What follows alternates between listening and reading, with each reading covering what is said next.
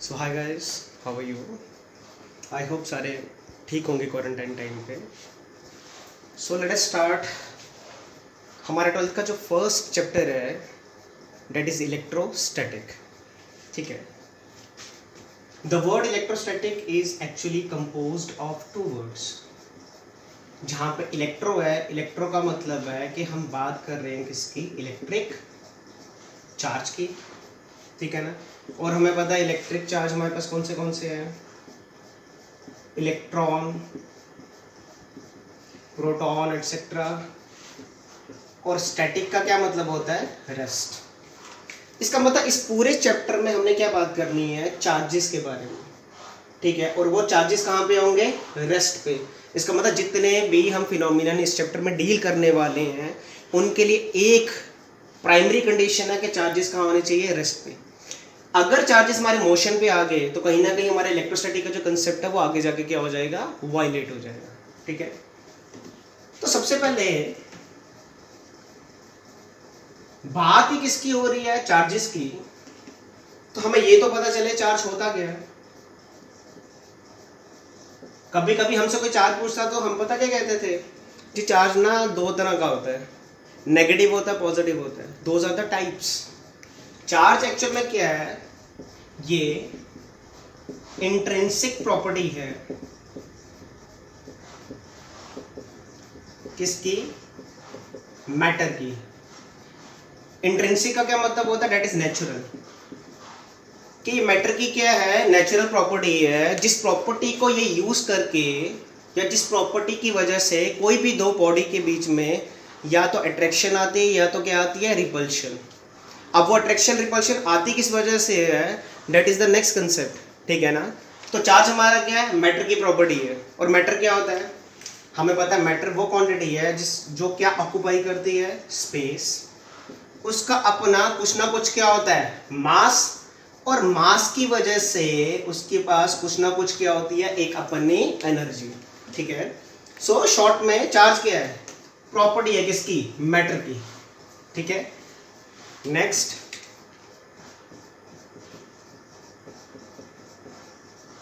Types of charge. हम तो इसके बारे में पहले से जानते हैं। दो तरह के चार्ज है, एक पॉजिटिव है, दूसरा क्या है, नेगेटिव। नेगेटिव में मोस्टली हम किसकी बात करते हैं, इलेक्ट्रॉन की। और पॉजिटिव में हम किसकी बात करते हैं, प्रोटॉन की। आगे चल के मैं आपको एक और एलिमेंट्री पार्टिकल्स के बारे में बताऊंगा, डेट इज क्वार्क्स। ठीक है। पर आगे कहीं। ठीक है। अब हम बात करते हैं कि ठीक है, दो तरह के चार्जेस हैं, एक नेगेटिव है और एक क्या है, पॉजिटिव है। तो कहीं ना कहीं हमें ये भी पता है कि जब नेगेटिव नेगेटिव और पॉजिटिव पॉजिटिव होंगे तो क्या होगी, रिपल्शन। मतलब एक दूसरे को पसंद नहीं करेंगे। और रिपल्शन में हमेशा याद रखना है कि चार्जेस हमेशा मैक्सिमम डिस्टेंस को अप्रोच करने की कोशिश करेंगे। ठीक है। वैसे अगर ऑपोजिट चार्जेस की बात करें तो इनके बीच में क्या होगी, अट्रैक्शन। इस पॉइंट से तो वैसे बड़े खुश होंगे आप लोग। ठीक है। वैसे भी क्लास 12 है तुम्हारी। तो अट्रैक्शन में क्या होगा, चार्जेस कोशिश करेंगे मिनिमम डिस्टेंस को अप्रोच करने की। ठीक है। अब कई बार ना सबसे बेसिक पॉइंट ना हम लोग छोड़ देते हैं। किसी भी बॉडी के ऊपर अगर नेगेटिव चार्ज है ना तो हम बोलते हैं उसमें सिर्फ इलेक्ट्रॉन्स है, दैट इज टोटली रॉन्ग। किसी भी बॉडी के ऊपर अगर नेगेटिव चार्ज है इसका मतलब कि उसके अंदर कंसंट्रेशन ऑफ इलेक्ट्रॉन्स ज्यादा है। किससे, कंसंट्रेशन ऑफ प्रोटॉन से। मतलब उसके अंदर प्रोटॉन इलेक्ट्रॉन ज्यादा है। और वैसे ही तुमने लास्ट 11th में भी पढ़ा होगा, plus I effect minus I effect, electromagnetic effect पढ़ा हुआ है तुमने। और वहां पे आपने इलेक्ट्रॉन को विड्रॉइंग और डोनेटिंग ग्रुप के बारे में तो बात की हुई है, तो वहां से भी पता लग जाएगा। अगर किसी भी बॉडी के ऊपर पॉजिटिव चार्ज है, दैट डजंट इंडिकेट कि इसके अंदर इलेक्ट्रॉन नहीं है। इलेक्ट्रॉन है पर उसकी कंसंट्रेशन प्रोटॉन से क्या है, कम है। ठीक है। Next,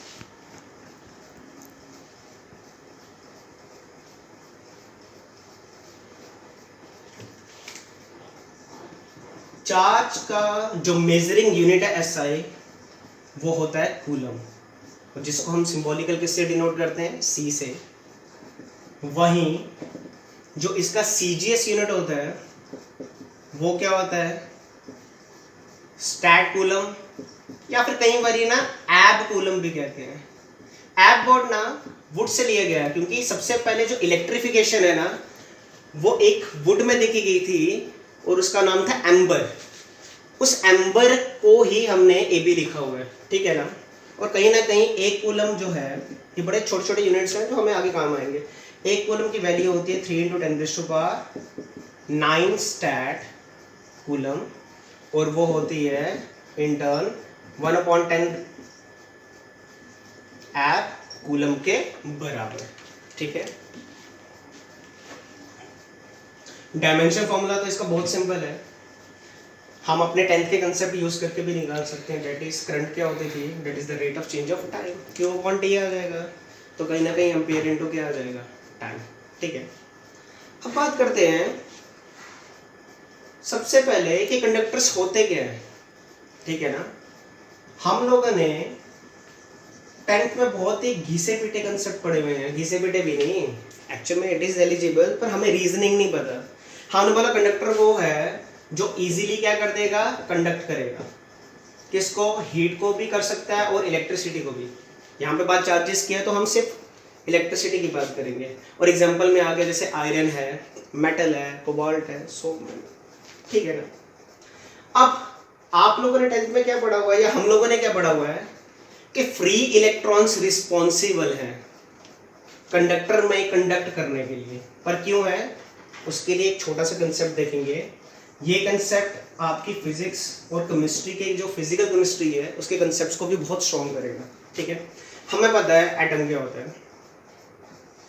atom is consist of nucleus. Atom का जो मोस्टली जो क्या कहते हैं मास है वो हम बोलते हैं कि इसी के अंदर क्या है, सिचुएटेड है, ठीक है ना। ये आ गया हमारा न्यूक्लियस, और न्यूक्लियस हमारा क्या होता है, that is positive in nature. Nucleus में हमारे कौन कौन होते हैं, एक प्रोटॉन होता है और एक न्यूट्रॉन होता है।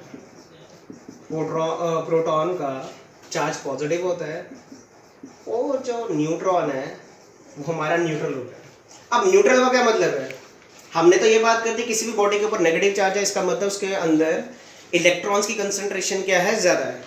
अगर किसी भी बॉडी के ऊपर पॉजिटिव चार्ज है, इसके अंदर उसके अंदर प्रोटॉन्स की कंसंट्रेशन ज़्यादा है। तो न्यूट्रल यहाँ पे क्या सिग्निफाई करेगा कि कहीं ना कहीं नंबर ऑफ प्रोटॉन्स और नंबर ऑफ इलेक्ट्रॉन्स की कंसंट्रेशन आपस में क्या बराबर है। इसीलिए न्यूट्रॉन के ऊपर कोई भी स्पेसिफिक चार्ज नहीं है, ना तो वो नेगेटिव है ना तो वो पॉजिटिव है, ठीक है ना। इसका मतलब कभी भी कोई पूछेगा कि न्यूट्रॉन के अंदर इलेक्ट्रॉन्स है कि नहीं है, तो तुम्हारा जवाब क्या आना चाहिए कि इलेक्ट्रॉन्स हैं, प्रोटॉन्स हैं, यस प्रोटॉन भी हैं, पर दोनों की कंसंट्रेशन क्या है, बराबर है। इसीलिए एक दूसरे के इफेक्ट को न्यूट्रलाइज कर देते हैं और इसीलिए न्यूट्रॉन के ऊपर कोई भी स्पेसिफिक चार्ज हमें नजर नहीं आता। नेक्स्ट, फिर हमने पढ़ा कि इसके आगे पीछे क्या होते हैं, इसके स्टेशनरी शेल्स होते हैं। स्टेशनरी या कांस्टेंट शेल्स बोलो, क्योंकि इनकी जो एनर्जी है वो चेंज नहीं होती, ठीक है ना। हम लोगों ने यही पढ़ा हुआ है ना, ठीक है। अब के में बोलते हैं 2 इलेक्ट्रॉन है, एल में कितने हैं, 8 इलेक्ट्रॉन है, एम में उससे ज़्यादा है, वगैरह वगैरह। अब इन शेल्स की जो एनर्जी है वो सेम नहीं है, क्योंकि सभी का जो डिस्टेंस है विद रिस्पेक्ट टू न्यूक्लियस वो क्या है, अलग है, ठीक है।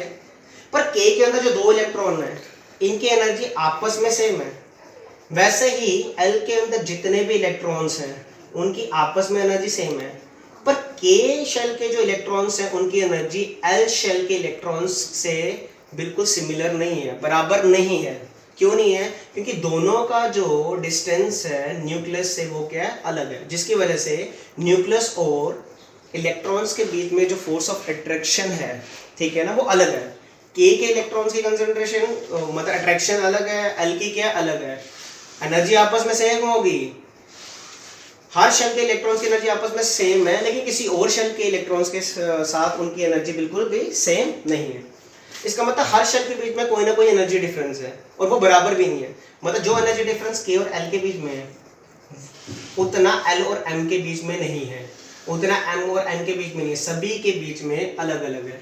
और इसी एनर्जी डिफरेंस को हम कहते हैं फॉरबिडन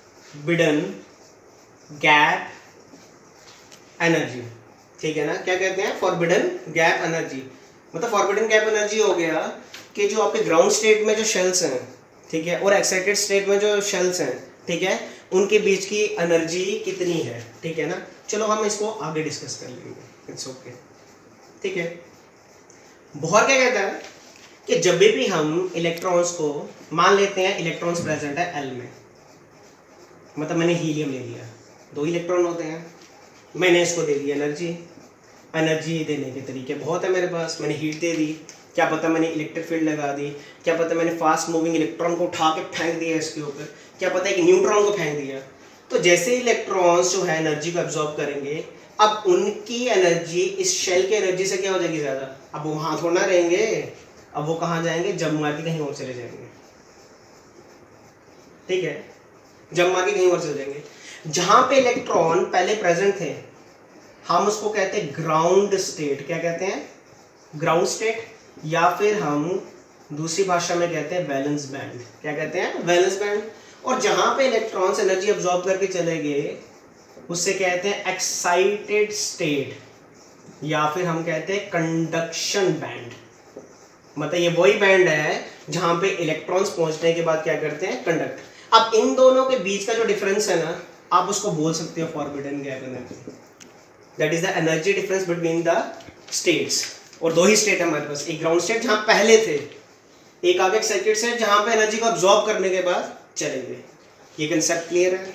ठीक है, नेक्स्ट। अब इस कंसेप्ट को हमने यूज करना है कि कैसे कंडक्टर हमारा जो है वो कंडक्ट करता है।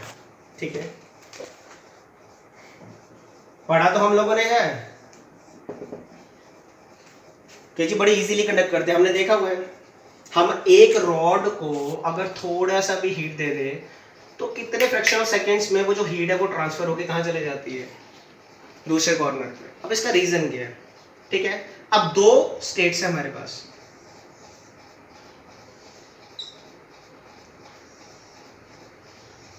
ये आ गई, ठीक है, ये कौन सा स्टेट है? अब मैं जीएस लिख रहा हूँ शॉर्टकट में। जीएस का मतलब वो ग्राउंड स्टेट, तो ग्राउंड स्टेट, या फिर मैं क्या बोल सकता हूँ, वैलेंस बैंड। और वैलेंस बैंड कौन सा बैंड है? जहाँ पे इलेक्ट्रॉन्स पहले प्रेजेंट थे। ठीक है, वैसे ही मेरा दूसरा स्टेट क्या आ जाएगा, एक्साइटेड स्टेट, या फिर इसको क्या कह सकते हैं, कंडक्शन बैंड।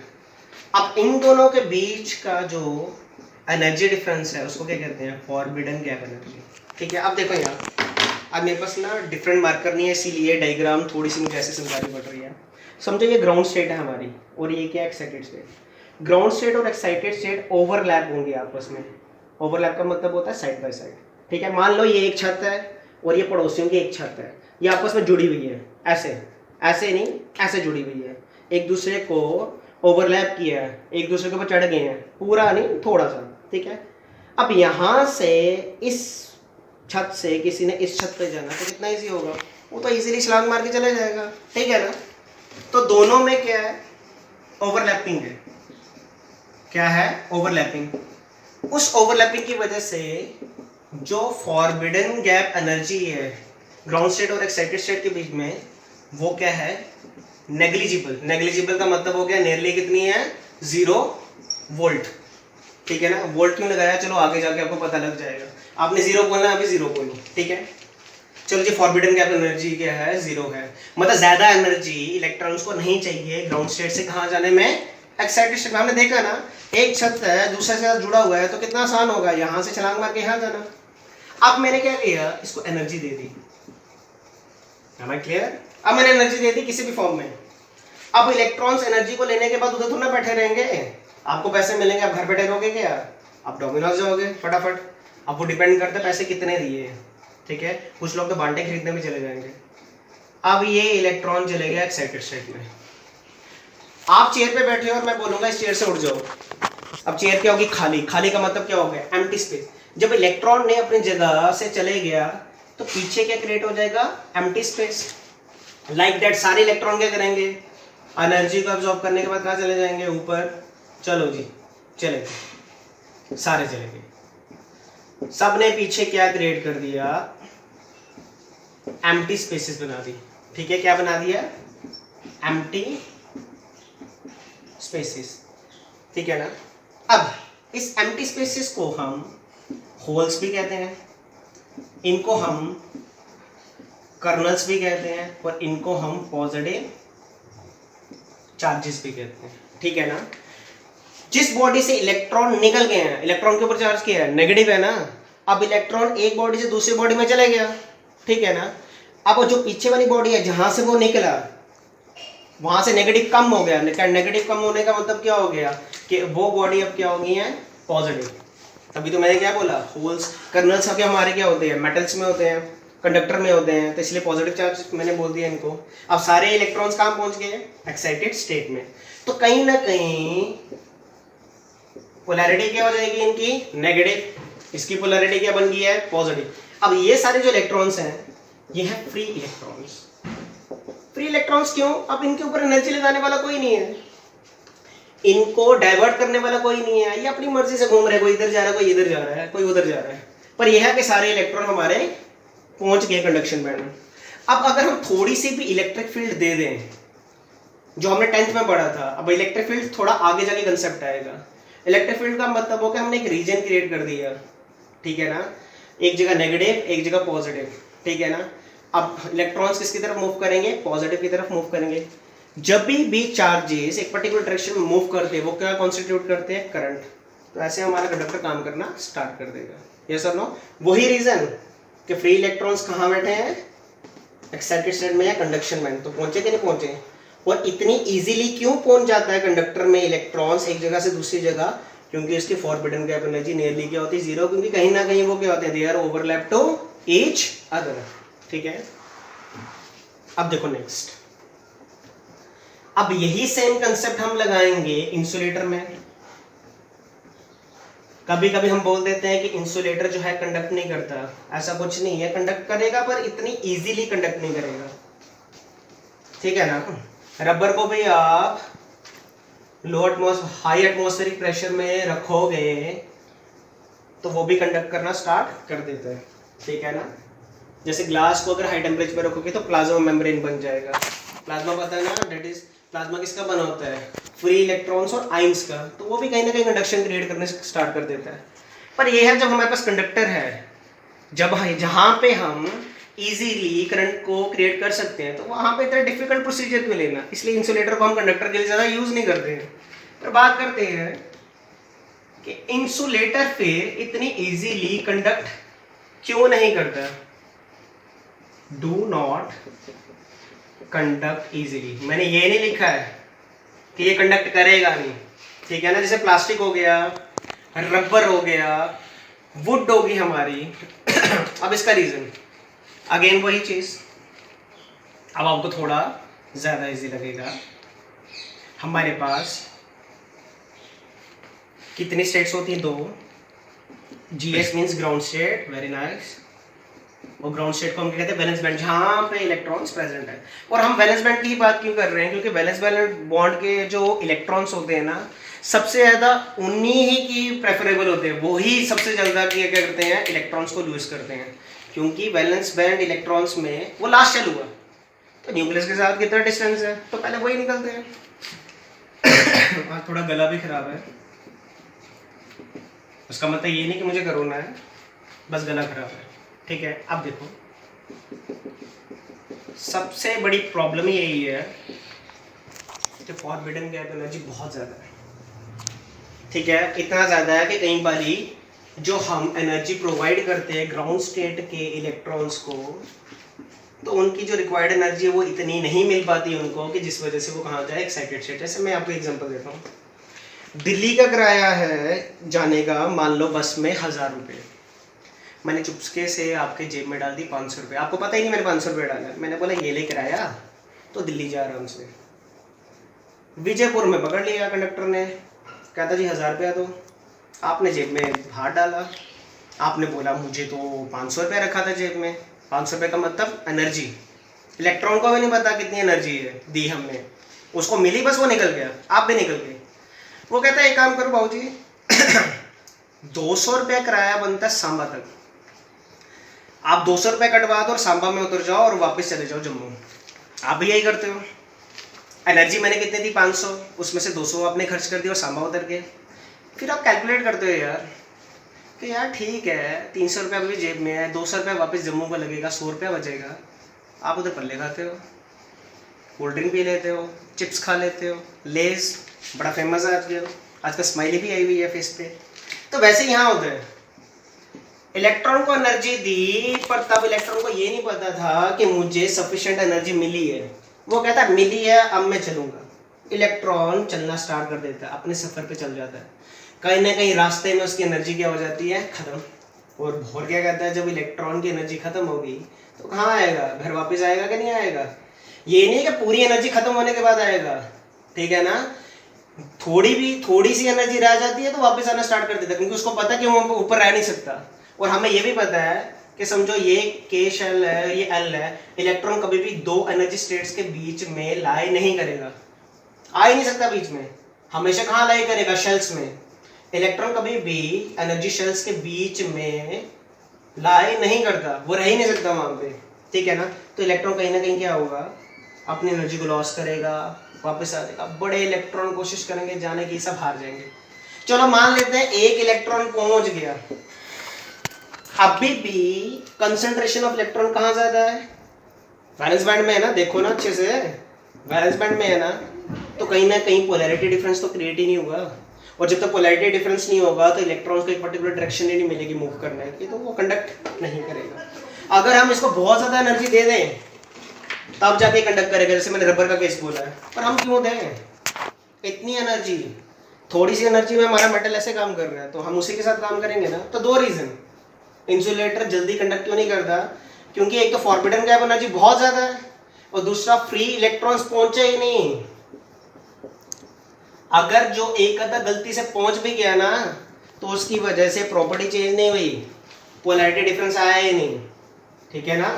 तो इसीलिए इंसुलेटर हमारे इजीली कंडक्ट नहीं करते हैं, ठीक है।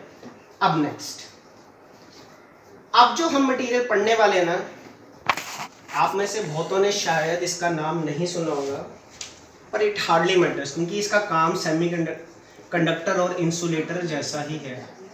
आप सेमी का ना ऐसे नाम रखना, सेमी आपके दोस्त का नाम नहीं, कंडक्टर का नाम है। सेमी का मतलब हाफ, मतलब कुछ ऐसी कंडीशंस होंगी जहां पे वो कंडक्ट करेगा, और कुछ ऐसी कंडीशंस होंगी जहां पे वो कंडक्ट नहीं करेगा, ठीक है ना। अब देखो यहाँ सेम वही,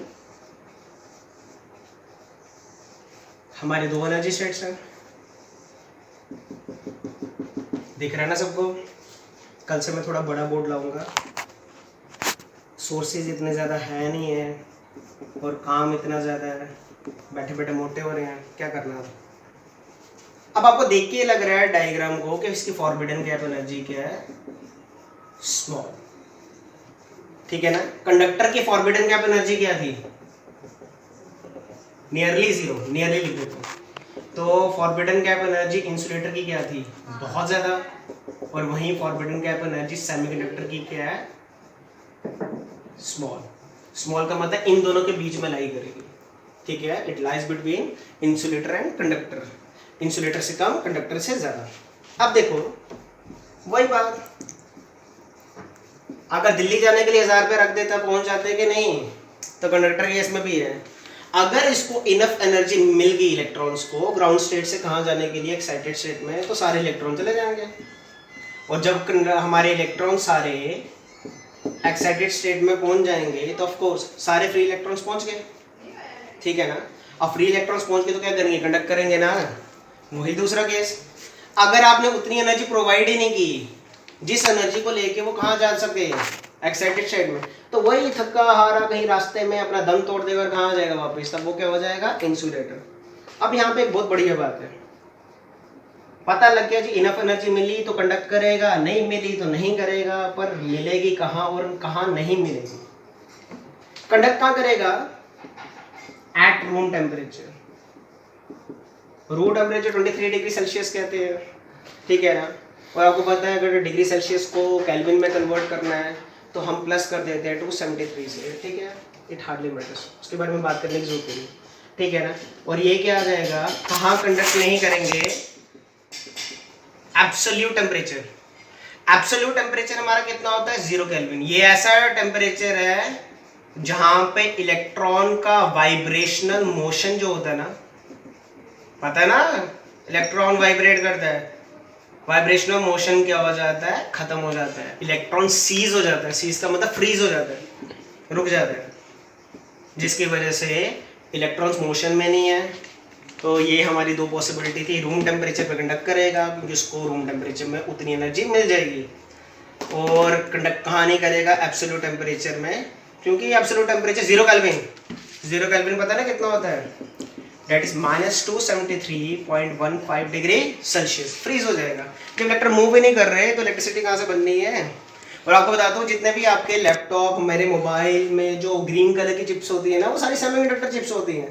वो किस किस की बनी होती हैं, सिलिकॉन और जर्मेनियम के। बहुत इंटरेस्टिंग टॉपिक है 12th में, हमने बहुत अच्छे से पढ़ना है ये, ठीक है। अगर आप मेरे से पढ़ रहे होंगे तब, बाकी भी अच्छा पढ़ाते हैं, जहाँ मर्जी पढ़ो, ठीक है।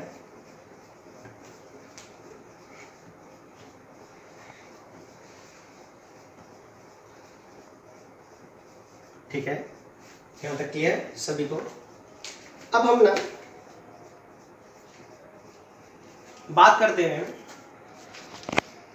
कि किसी भी बॉडी पे नेगेटिव चार्ज कब क्रिएट होता है और किसी भी बॉडी में पॉजिटिव चार्ज कब क्रिएट होता है, और कोई भी बॉडी न्यूट्रल है उसकी क्या सिग्निफिकेंस है, मतलब क्या है उसका, ठीक है। तो मुझे लगता है ये प्रॉपर्टीज ऑफ चार्ज में हमें अच्छे से डिस्कस करना चाहिए, ठीक है। हम वही कर लेते हैं, पहले प्रॉपर्टीज ऑफ चार्ज ले लेते हैं। चलो, पहली प्रॉपर्टी क्या कहती है कि charges are additive in nature, ठीक है। अब आपने यहीं से याद रखना, एडिटिव का मतलब क्या होता है, एडिशन, ठीक है। शायद हमने पॉइंट अभी तक डिस्कस नहीं किया कि जो चार्ज है वो स्केलर क्वांटिटी है। स्केलर क्यों है आगे भी पता लग जाएगा, पहली बात तो पता होना चाहिए, ठीक है ना। चार्ज हमारी क्या है, scalar quantity. Additive in nature का क्या मतलब है, कहता है लाइक मास। अब मास की बात क्यों की है ये भी पता लग जाएगा, क्योंकि मास भी हमारी क्या है, एक स्केलर क्वांटिटी है। और इसकी बात करने का सबसे इंपॉर्टेंट पॉइंट है कि जिस भी बॉडी पे चार्ज होगा ना, उसका पक्का कुछ ना कुछ मास होगा, उसका कुछ ना कुछ क्या होगा, मास। और ये भी जरूरी नहीं है कि जिसका मास है उसके ऊपर क्या हो, चार्ज। मतलब ये मैंडेटरी है कि जिसका चार्ज है उसका कुछ ना कुछ मास है, पर यह मैंडेटरी नहीं है कि एक बॉडी का मास है कि उसके ऊपर चार्ज होना चाहिए, ठीक है ना। मैं बताता हूँ कैसे, ठीक है। जो मास है किसका, इलेक्ट्रॉन का, उसकी वैल्यू होती 9.1 × 10⁻³ kg, ठीक है। वो कहीं ना कहीं प्रोटॉन का जो मास होता है वो कितना होता है, 1.6 × 10⁻27 kg। वहीं जो न्यूट्रॉन का मास होता है वो भी नियरली प्रोटॉन के बराबर होता है।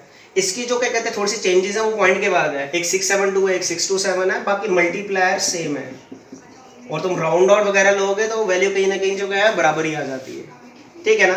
अब न्यूट्रॉन का मास है कि नहीं है, बिल्कुल है, पर न्यूट्रॉन का कोई चार्ज है नहीं है, क्योंकि उसके अंदर कंसंट्रेशन इलेक्ट्रॉन्स और प्रोटॉन्स की क्या है, बराबर है।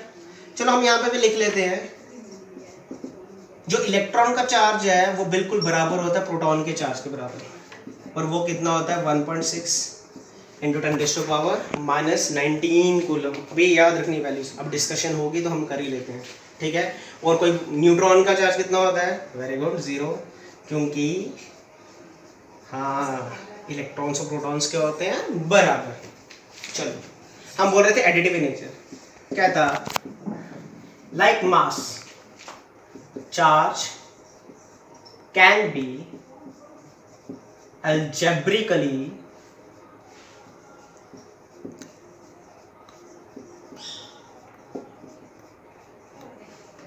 added in nature, ठीक है। कहते जैसे हम मास को क्या करते हैं, ऐड करते हैं, वैसे हमने क्या करना है, चार्ज को भी क्या करेंगे, अलजेब्रिकली ऐड करेंगे। जैसे मान लो ये मार्कर आ गया, ये 10 ग्राम का है, ठीक है, कितना वेट हो गया मार्कर का, 10 ग्राम। अब मैं 10 ग्राम और रख देता हूँ, अब कितना होगा, 20। सिंपल ऐड किया नहीं किया, हमने ऐसे करना है। कहते मान लेता है एक बॉडी है, उसके ऊपर बहुत सारे चार्जेस हैं, एक +5 कूलम्ब है, एक -2 कूलम्ब है, एक +3 कूलम्ब है, एक -1 कूलम्ब है, सो ऑन, ठीक है। तो कहीं ना कहीं जो नेट चार्ज है इस पूरी बॉडी पे कैसे निकालेंगे, सबको ऐड कर दो, ठीक है ना, विद देयर एप्रोप्रिएट साइन। क्या आ गया, +5, ये कितना आ गया, -2, ये कितना आ गया, +3, ये कितना आ गया, -1। तो 5 3 कितना होता है, 8, 2 रे कितना होता है, 3। तो इस बॉडी के ऊपर कितना है, +5 कूलम, ठीक है ना। प्लस का मतलब है कि इसके अंदर कंसंट्रेशन ऑफ प्रोटॉन ज़्यादा है, किससे, इलेक्ट्रॉन से। So very simple property. जैसे मास को हम ऐड करते हैं किसी भी बॉडी पे, अगर टोटल चार्ज निकालना है आप सिंपली क्या कर दो, उसको add. This is the first property of charge. अब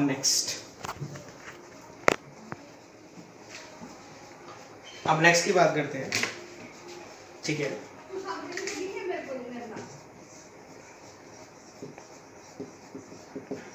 नेक्स्ट आ जाएगा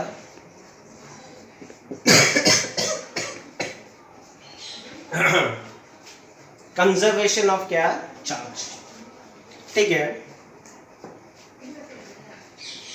एक लाइन में लिखता हूं, for isolated system charge is always conserve. Isolated का मतलब है जिसका किसी के साथ रिश्ता ही नहीं है, ठीक है ना, हमने उसको एक कमरे में बंद कर दिया हुआ है। अब उससे ना बाहर से कोई मिलने आ रहा है, ना वो किसी से मिलने जा रहा है, ना तो वो अपनी कहीं ना कहीं मास शेयर कर रहा है, ना तो क्या कर रहा है, एनर्जी शेयर कर रहा है। तो बॉडी के अंदर जो चार्ज होगा वो क्या रहेगा, कंजर्व रहेगा। कंजर्व का मतलब है चेंज नहीं होगा।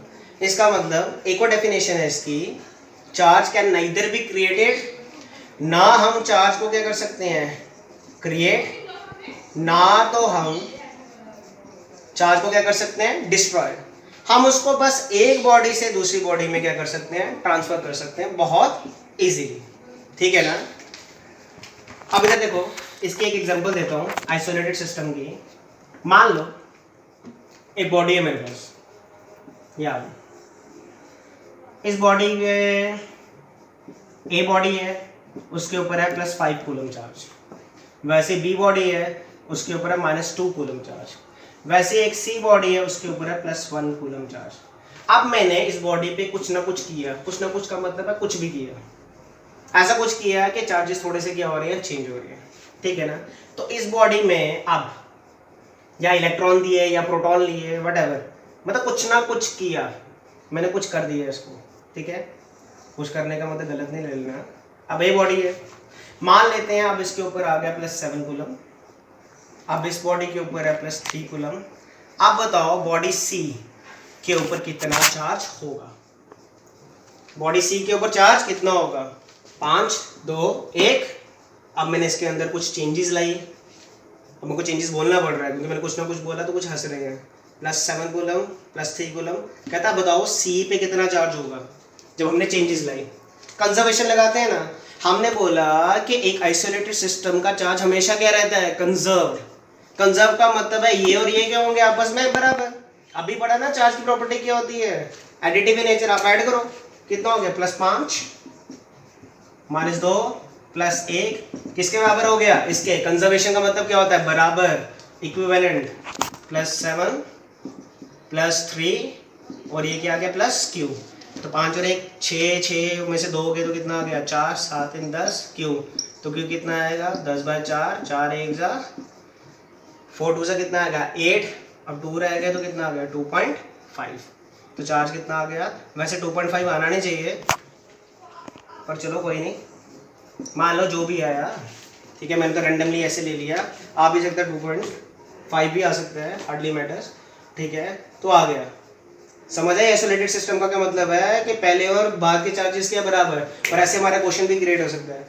पहले ये बॉडी थी उसमें ये चेंजेस आई, अब ये बॉडी है उसमें से किसी भी एक पर्टिकुलर चीज़ की क्या निकालो, चार्ज कितना है, तो निकाल दिया, दोनों की आपस में क्या बराबर है। अब हमने बोला ना तो चार्ज को हम क्रिएट कर सकते हैं, ना तो हम क्या कर सकते हैं डिस्ट्रॉय कर सकते हैं, हम सिर्फ क्या कर सकते हैं उसको ट्रांसफर्स कर सकते हैं एक बॉडी से दूसरी बॉडी। अब लेते हैं इसकी एग्जांपल। पहले तो ले लेते हैं aqueous solution of NaCl। Aqueous पता ना, हाँ मुझसे ज़्यादा केमिस्ट्री आती है पता मुझे। ले लिया जी एक्वस सॉल्यूशन। अब NaCl है, मैंने इनकी आयनाइजेशन क्रिएट कर दी, आयनाइजेशन कर दिया, सोडियम 11 वो 17, उसने एक इलेक्ट्रॉन दे दिया, अब एक इलेक्ट्रॉन दिया तो एक पॉजिटिव, समझ रहे हो। अगर ये 2 इलेक्ट्रॉन देता तो 2 पॉजिटिव हो जाता। Cl ने एक इलेक्ट्रॉन लिया तो क्या आ गया Cl नेगेटिव। अब बिफोर आयनाइजेशन देखो इनके ऊपर कोई भी पर्टिकुलर चार्ज नहीं है, आफ्टर आयनाइजेशन इनके ऊपर पर्टिकुलर चार्ज है, इसमें वो +1 है, इसके ऊपर क्या है -1, +1 का मतलब हो गया मैं +E लिख दूं, इलेक्ट्रॉन प्रोटॉन का चार्ज बराबर होता है ना, इसको -E लिख दूं तो कटा तो कितना बचा 0, चार्ज पहले भी नहीं था अभी भी नहीं है, दैट इज कंजर्वेशन, ठीक है ना। वैसे ही एक बहुत इंपॉर्टेंट एग्जाम्पल है, ठीक है ना, वो एग्जाम्पल है गामा रेस की, ठीक है ना। बहुतों को तो पता होगा पर फिर भी मैं थोड़ा बोल देता हूँ। जो अल्फा रेज होती है हमारे पास 3 तरह की रेज होती है, अल्फा, बीटा और क्या होती है गामा। अल्फा रेज हमारी कौन सी होती हैं पॉजिटिव रेस, बीटा हमारी कौन सी होती है नेगेटिव रेस, गामा हमारी कौन सी होती है न्यूट्रल।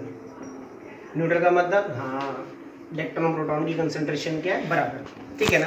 कहता जब भी किसी भी फिनोमिनन में या रेडिएशन में जब गामा रेस क्या होती है रेडिएट होती हैं बाहर आती हैं, यस और नो, जब गामा रे बाहर आती हैं तो कहीं ना कहीं वो एक पेयर क्रिएट करती हैं किसका इलेक्ट्रॉन का और एक पॉजिट्रॉन। पॉजिट्रॉन भी हमारे पॉजिटिव एलिमेंट्री पार्टिकल्स है पर इनकी कहीं ना कहीं फिनोमिनन में कंसंट्रेशन कम होती है तो इसलिए शायद ज़्यादा बात नहीं करते, या तो आप इसको प्रोटॉन भी बोलोगे तो चलेगा, हार्डली मैटर्स, ठीक है ना। जब भी गामा रेस रेडिएट करती है, ठीक है ना, तो पेयर ऑफ इलेक्ट्रॉन और एक पॉजिट्रॉन क्या होता है क्रिएट, इलेक्ट्रॉन ये नेगेटिव, पॉजिट्रॉन ये पॉजिटिव। हमने क्या बोला गामा रेस क्या है न्यूट्रल, तो क्यों कितना आया 0, वेरी नाइस। अब -E ये कितना आ गया +E, चार्ज कितना आया 0, सिंपल। अभी भी क्या है कंजर्व्ड है, ठीक है। अब देखो नेक्स्ट एग्जांपल, एक सेकेंड,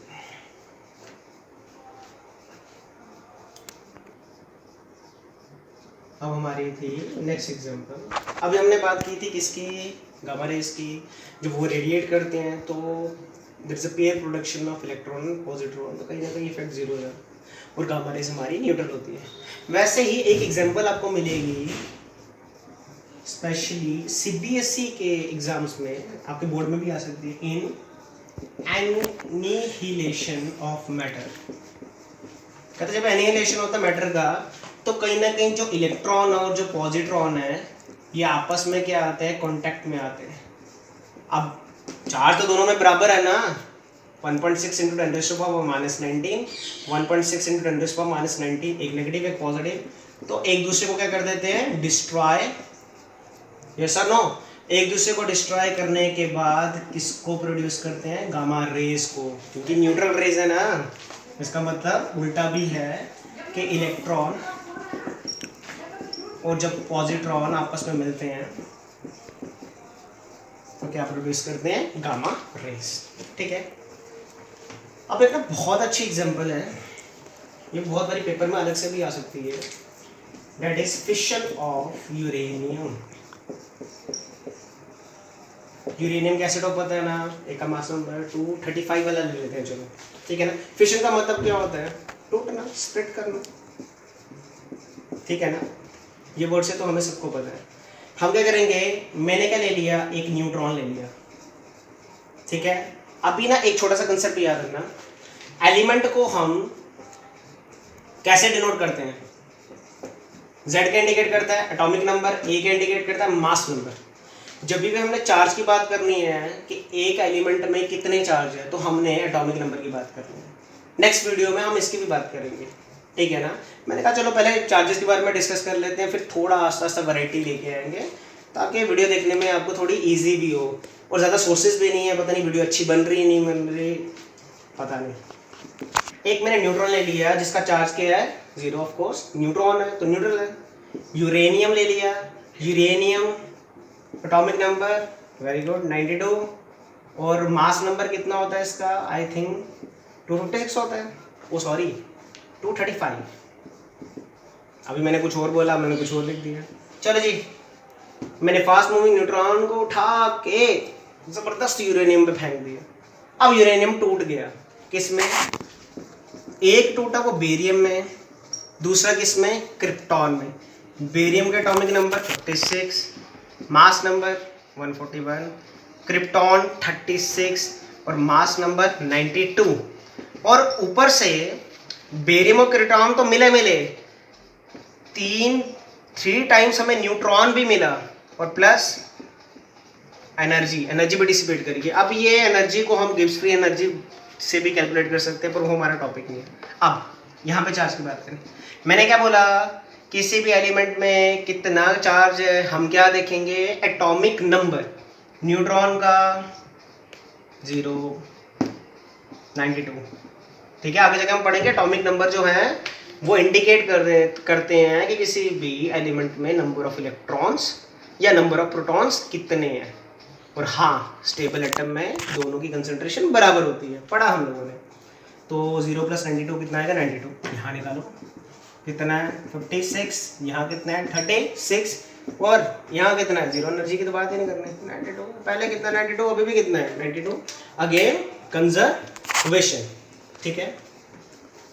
अब जो नेक्स्ट है, एक एग्जांपल थी प्रॉपर्टीज इसी में कंजर्वेशन में, पर मैं उसकी बात अभी नहीं करूँगा, क्योंकि जब मेथड ऑफ चार्जिंग पढ़ाऊँगा तब मैं उसमें बात करूँगा। कंफ्यूज नहीं करना मुझे आपको।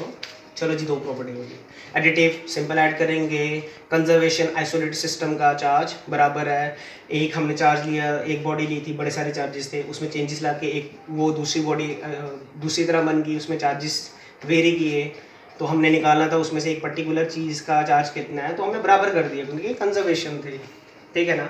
अब थर्ड, क्वांटाइजेशन, मुझे बहुत इंपॉर्टेंट है क्वांटाइजेशन, ठीक है ना। क्वांटाइजेशन ना न्यूमेरिकल के लिए तो सबसे बड़ी इंपॉर्टेंट है। ये कहता है it is an integral multiple of an electric charge.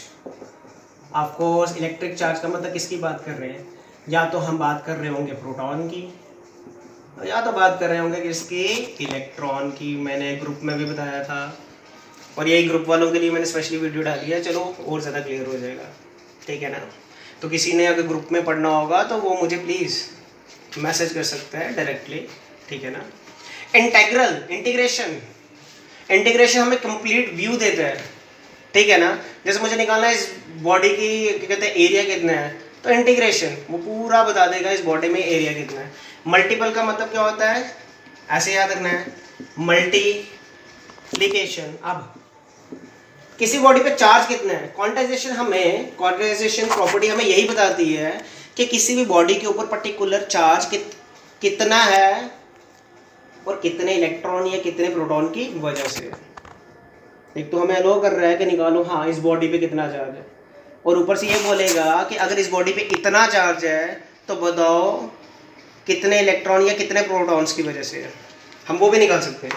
तो क्यों लिखते हैं इंटेग्रल मल्टीपल, इंटेग्रल का मतलब होगा कंप्लीट, दैट इज इंटीजर, ठीक है ना। मल्टीपल का मतलब होगा मल्टीप्लिकेशन, किसके साथ, electric charge.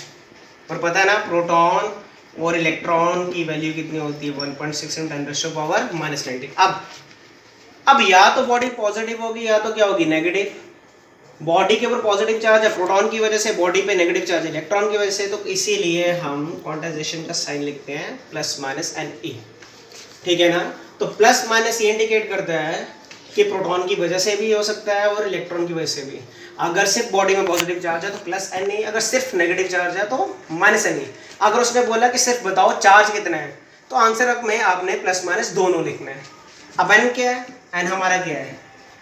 Integer, 0 1 2 3 4 so on चलता रहेगा, ठीक है ना। अब देखो यार, अगर मैं बोलूँ कि n की वैल्यू 1 है तो q कितना आ जाएगा? प्लस माइनस ई, प्लस माइनस ई का मतलब है 1.6 इंटू 10⁻⁻19 कूलम, ठीक है। वैसे अगर n की वैल्यू 2 होगी तो q कितना आ जाएगा?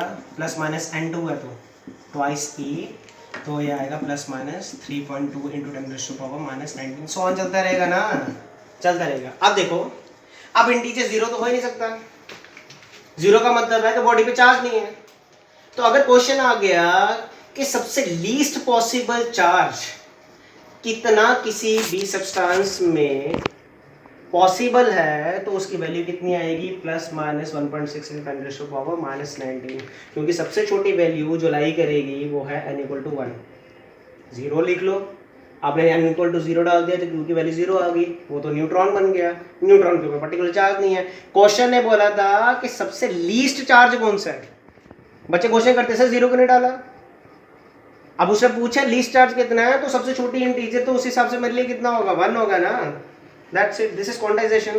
क्वांटाइजेशन हमें ये बताता है कि इसकी पर्टिकुलर बॉडी पे चार्ज कितना निकालना है। या फिर यहाँ पे देखो, अगर वो बोल देगा इस पर्टिकुलर बॉडी पे इतना चार्ज है तो वो पूछ लेगा कि बताओ कितने इलेक्ट्रॉन या कितने प्रोटॉन्स की वजह से है, मतलब एन निकाल सकते हैं। क्यू अपॉन क्या आ जाएगा? ई, क्यू की वैल्यू वो देगा, ई की वैल्यू हमें पता है, that is 1.6 into 10⁻⁻19। These are the 3 properties of charge, ठीक है। और सुनाओ, चल क्या रहा घर पे? TikTok, Ludo, carrom board. अब नेक्स्ट, मेथड ऑफ चार्जिंग।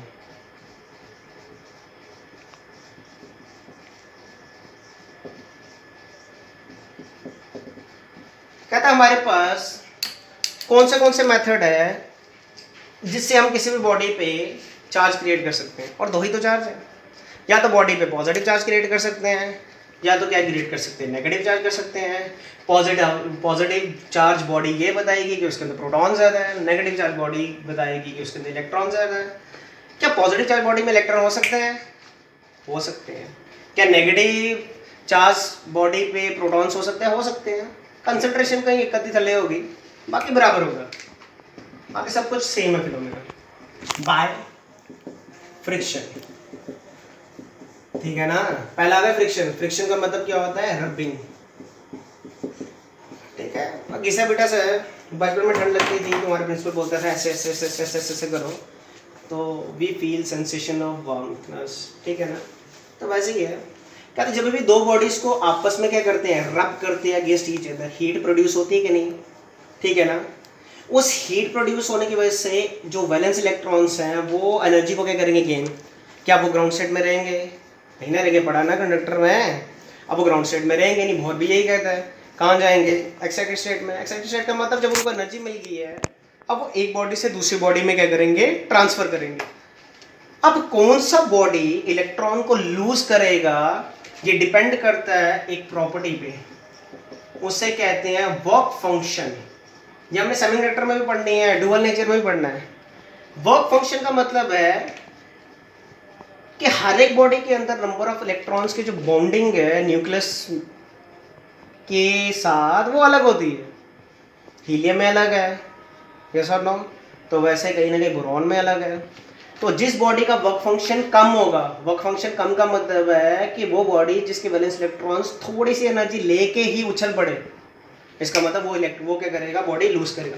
जिसका वर्क फंक्शन कम होगा बॉडी का वो इलेक्ट्रॉन्स को क्या करेगा? लूज।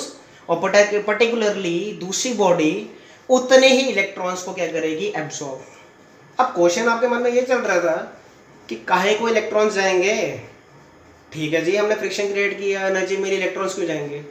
क्योंकि जो एटम में प्रोटॉन है वो सेंटर में फिक्स्ड है, किधर? न्यूक्लियस में, वो बहुत अंदर है। जब एनर्जी प्रोवाइड होगी तो सबसे पहले वो डिसिपेट कहाँ करेगी, वैलेंस इलेक्ट्रॉन्स में या फिर एनर्जी शेल्स में। तो इलेक्ट्रॉन फड़क के किधर जाएंगे, बाहर। इलेक्ट्रॉन को ही गर्मी है, तो सारा इलेक्ट्रॉन का ही खेल है। प्रोटॉन तो बेचारा फंसा हुआ है, ज़्यादा उसमें लेना देना भी नहीं है। ये नहीं है कि प्रोटॉन निकलेगा, नहीं निकलेगा तो फिर वो बहुत बड़ी बात होगी। अभी तो इतनी बड़ी बात हम कर ही नहीं रहे, ठीक है ना। तो फ्रिक्शन में क्या होगा, whenever two bodies, ठीक है, are rubbed against each other, one of the body loses electrons and the other body gains equivalent amount of, क्या कहते हैं, इलेक्ट्रॉन्स। जैसे NaCl में किया था ना, की ना आयनाइजेशन, इक्विलिब्रियम का साइन है, उल्टा भी हो सकता है। सोडियम ने एक इलेक्ट्रॉन दिया तो पॉजिटिव आया ना, क्लोरीन ने एक इलेक्ट्रॉन गेन किया तो नेगेटिव। इसका मतलब जो बॉडी इलेक्ट्रॉन को लूज करेगी, अब उसके अंदर कमी किसकी आ गई, इलेक्ट्रॉन की। और इलेक्ट्रॉन कौन सा चार्ज था, नेगेटिव चार्ज था। अब नेगेटिव चले गया तो हम क्या हो गए, पॉजिटिव। इसलिए कहते हैं नेगेटिव थिंकिंग नहीं रखनी है। कोई बोलता तुम्हारे बारे में, बोले, हार्डली मैटर्स। कई बार हमारे ताया जी हमारे पापा के बारे में बड़ा कुछ बोल देते हैं, हम क्या कर लेते हैं, वैसे ही है। वहीं क्लोरीन ने क्या किया, इलेक्ट्रॉन गेन किया। गेन करने के बाद उसकी बॉडी में कंसंट्रेशन ऑफ इलेक्ट्रॉन ज़्यादा होगी, किससे, प्रोटॉन से, तो नेगेटिव आ गया। अब ये रूल है, जो इलेक्ट्रॉन्स को लूज करेगा, जो इलेक्ट्रॉन्स को क्या करेगा, लूज, ठीक है ना, उसके ऊपर कौन सा, वो उसके ऊपर कौन सा चार्ज आ जाएगा, पॉजिटिव चार्ज। और जो इलेक्ट्रॉन को क्या करेगा, गेन, उसके ऊपर क्या आ जाएगा, नेगेटिव चार्ज। यस और नो, ठीक है। अब एग्जांपल, पहली एग्जांपल जो है वो कंजर्वेशन में भी आएगी, ठीक है, क्लियर कर देता हूँ। अब कहता, मान लो हमारे पास है ग्लास रॉड। क्या है, ग्लास रॉड। चलो, क्या इसके ऊपर कोई भी चार्ज है, अच्छे से देखो, नहीं है। चलो, मैंने ले लिया सिल्क क्लॉथ। अब मैंने क्या कर दिया, सिल्क क्लॉथ को ग्लास रॉड के ऊपर रब कर दिया, अलादीन की चिराग की तरह। और रबिंग के बाद क्या होगा, हीट प्रोड्यूस होगी, ऑफ कोर्स हीट तो क्रिएट होगी ना। अब उस हीट की वजह से जिस बॉडी का वर्क फंक्शन कम है उसके इलेक्ट्रॉन्स ट्रांसफर होंगे, ठीक है ना। और ये देखा गया है कि आफ्टर क्या कहते हैं, friction, glass rod acquire a positive charge. Glass rod के ऊपर क्या आ जाता है, पॉजिटिव चार्ज, और सिल्क क्लॉथ के ऊपर क्या आता है, नेगेटिव चार्ज। इसका मतलब वर्क फंक्शन किसका कम था, ग्लास रॉड का, और इसने इलेक्ट्रॉन्स लूज किए। इसका मतलब इलेक्ट्रॉन्स ट्रांसफर हो रहे हैं from glass to silk cloth. अब ग्लास रॉड ने लूज किए तो पॉजिटिव, इसने गेन किए तो नेगेटिव। मान लो इसने 6 लूज किए तो +6 कूलम चार्ज है। तो और ये क्या करेगा, उतने ही इलेक्ट्रॉन्स को क्या करेगा, गेन, तो -6 कूलम। अब पहले चार्ज कितना था, 0, अभी भी चार्ज कितना है, 0। तो this is also an example of क्या है, कंजर्वेशन, ठीक है। जब ये दो बॉडीज को हम रब करेंगे अगेंस्ट ईच अदर, तो कहीं ना कहीं क्या होगा, एक बॉडी एक्वायर करेगी पॉजिटिव, दूसरी क्या एक्वायर करेगी, नेगेटिव। जो लूज करेगा वो पॉजिटिव हो जाएगा, जो गेन करेगा वो नेगेटिव हो जाएगा। और कितना पॉजिटिव होगा और कितना नेगेटिव होगा, हमेशा कंसंट्रेशन बराबर। अब नेक्स्ट एग्जांपल, इसी की एग्जांपल दूसरी। चलो, कहता है ग्लास रॉड को हमने, या ebonite rod, yes ebonite rod ले लेते हैं। इबोनाइट रॉड ना हम लेबोरेटरीज वगैरह में यूज़ करते हैं एक्सपेरिमेंट्स को शो करने के लिए, ठीक है ना। अच्छी अच्छी क्या कहते हैं, स्कूल की लेबोरेटरीज में इबोनाइट रॉड आपको नज़र आएगी, ऐसे डंडे की तरह ही दिखती है। I am sorry for using this type of word, पर है। अब क्या ले लिया उसने, फर ले लिया, एनिमल फर। एनिमल फर पता ना, ठीक है ना। अब इनके बीच में क्या क्रिएट कर दिया, फ्रिक्शन।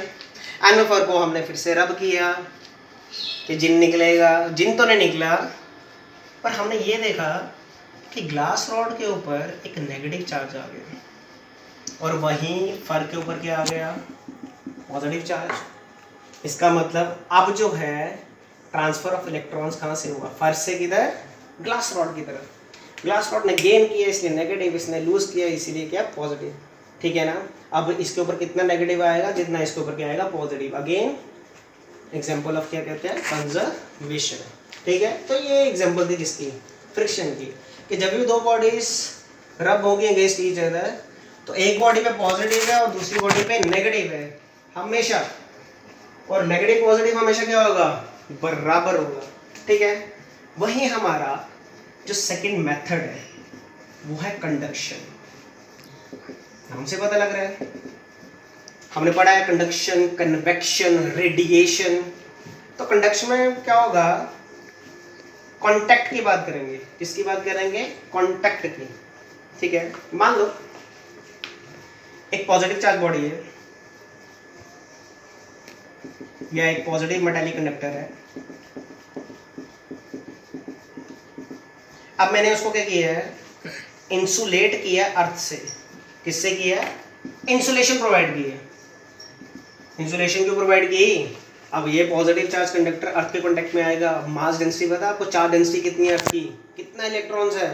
अब वो सारे इलेक्ट्रॉन भाग के इसके ऊपर चढ़ जाएंगे और न्यूट्रलाइज कर देंगे। मुझे पॉजिटिव चार्ज बॉडी चाहिए थी, अब वो क्या हो जाएगा, कुछ और ही बन जाएगा, न्यूट्रलाइज हो जाएंगे। यस और नो, मुझे पॉजिटिव चार्ज बॉडी चाहिए थी, इसलिए मैंने क्या प्रोवाइड कर दी, इंसुलेशन। इंसुलेशन कैसे, मैंने एक स्टैंड के ऊपर एक मेटालिक कंडक्टर को रख दिया। अब वो स्टैंड किसका बना है, मे बी प्लास्टिक का बनाओ, मे बी वुड का बनाओ, रबर का बनाओ, मुझे क्या करना है। ठीक है ना, वहीं कहीं ना कहीं मैंने क्या कर दिया, एक चार्ज बॉडी है, एक अनचार्ज बॉडी है मेरी, सॉरी, एक अनचार्ज बॉडी को इसके कॉन्टेक्ट में लेके आ गया। ठीक है ना, किसमें लेके आ गया, इसके कॉन्टेक्ट में। अगेन उसको भी इंसुलेट कर दूंगा, या इंसुलेट कर दूंगा, या फिर मैं क्या करूंगा, चलो इंसुलेट कर दूंगा। ऐसे तो बहुत सारे तरीके भी थे। ठीक है, कुछ अजीब सी डायग्राम बनी है, कुछ नहीं होता। अब क्या होगा, कंडक्शन में क्या होता है, सेम चार्ज जो है वो फ्लो करता है एक बॉडी से दूसरी बॉडी में। ठीक है, इसका मतलब सारे पॉजिटिव चार्ज यहाँ पे जाने की कोशिश करेंगे। यस और नो, ठीक है ना। अब कितने चार्ज जाएंगे, that depends upon the potential. ठीक है ना, कहता है ये पॉजिटिव चार्ज जो ट्रांसफर हो रहे हैं, सिमिलर चार्ज ट्रांसफर होगा कंडक्शन में, ये याद रखना हमेशा। कौन सा चार्ज, सिमिलर चार्ज। कब तक होगा, जब तक दोनों का पोटेंशियल बराबर नहीं हो जाता। बराबर का मतलब, मान लो जब मैं इसको लेके आया था, इसके ऊपर चार्ज था Q, अब मैं कांटेक्ट में लेके आया, ये कब तक चार्ज ट्रांसफर करेगा, जब तक दोनों के ऊपर चार्ज की रेशियो बराबर नहीं हो जाती। राइट, इसका मतलब 50% ऑफ चार्ज ही हमेशा शेयर करेगा, और वो भी कितना करेगा, हमेशा कौन सा करेगा, सिमिलर। अगर नेगेटिव के कांटेक्ट में अनचार्ज लेके आए बॉडी तो नेगेटिव ट्रांसफर होगा। अगर पॉजिटिव चार्ज बॉडी के कांटेक्ट में पॉजिटिव चार्ज अनचार्ज बॉडी लाओगे तो पॉजिटिव चार्ज ही फ्लो करेगा, सिमिलर चार्ज फ्लो करेगा कंडक्शन में। किसकी वजह से, दोनों को कांटेक्ट में लाओगे, और कितना करेगा, हमेशा बराबर। तब तक करता रहेगा जब तक पोटेंशियल डिफरेंस बराबर ना हो। इंसुलेशन पता लगा, थोड़ा सा आइडिया, वेरी नाइस। ठीक है ना, चार्ज डेंसिटी अर्थ की हमारी है ही बहुत ज्यादा।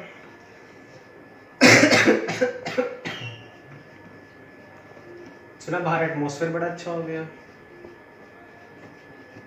बाहर जाने के काबिल ही नहीं है, क्या करें।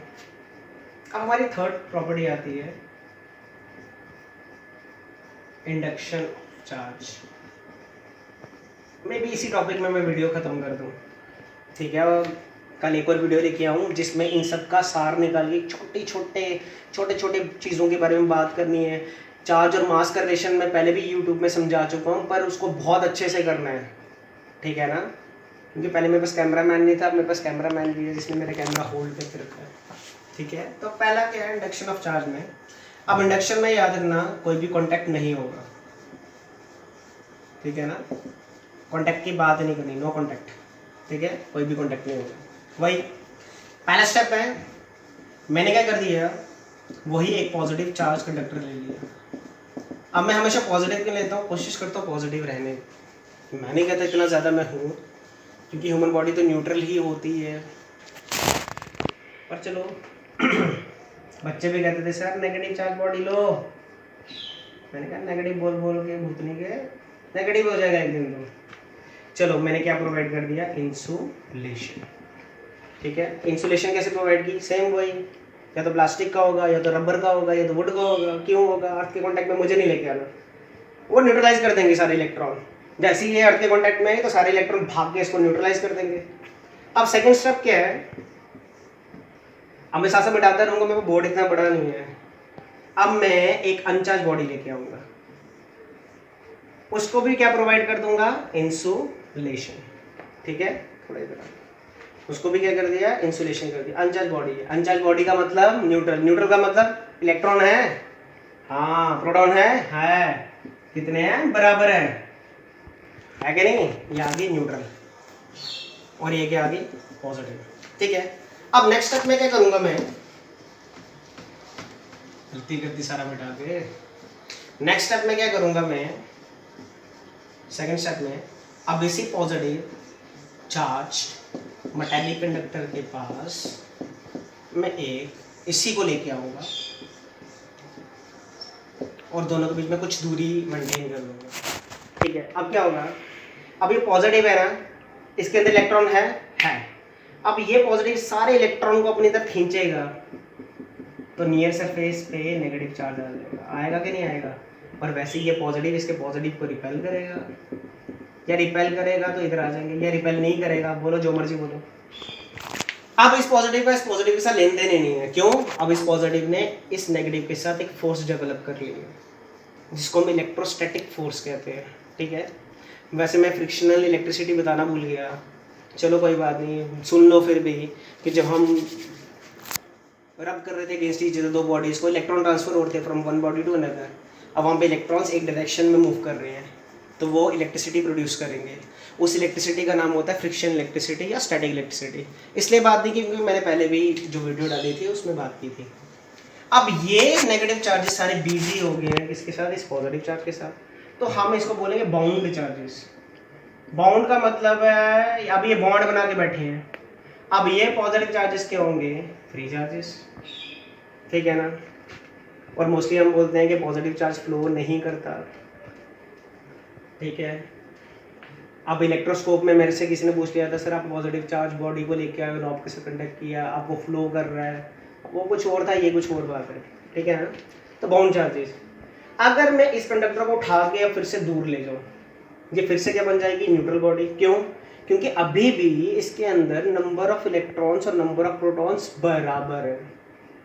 ठीक है, तो मतलब अभी भी इसके ऊपर कोई भी स्पेसिफिक चार्ज नहीं है, कहाँ है, नहीं, एक फेस नेगेटिव है और जितना ये नेगेटिव है दूसरा फेस उतना ही पॉजिटिव है।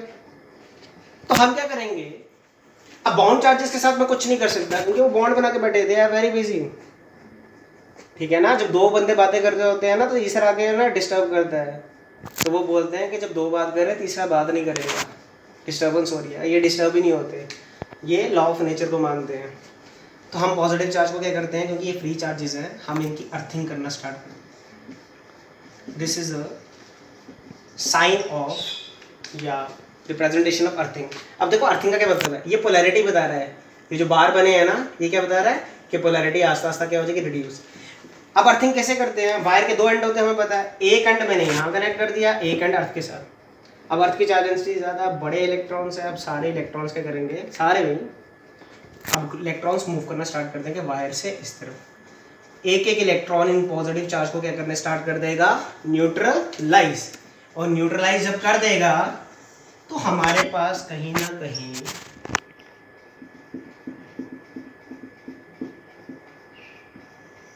इंसुलेशन का ध्यान रखना। ठीक है, तो कहीं ना कहीं सारे पॉजिटिव चार्जेस जो हैं वो क्या हो जाएंगे, डिसअपियर, और स्टिल ये नेगेटिव चार्ज भी बॉन्ड बना के बैठे हैं तो क्या है, बाउंड चार्ज।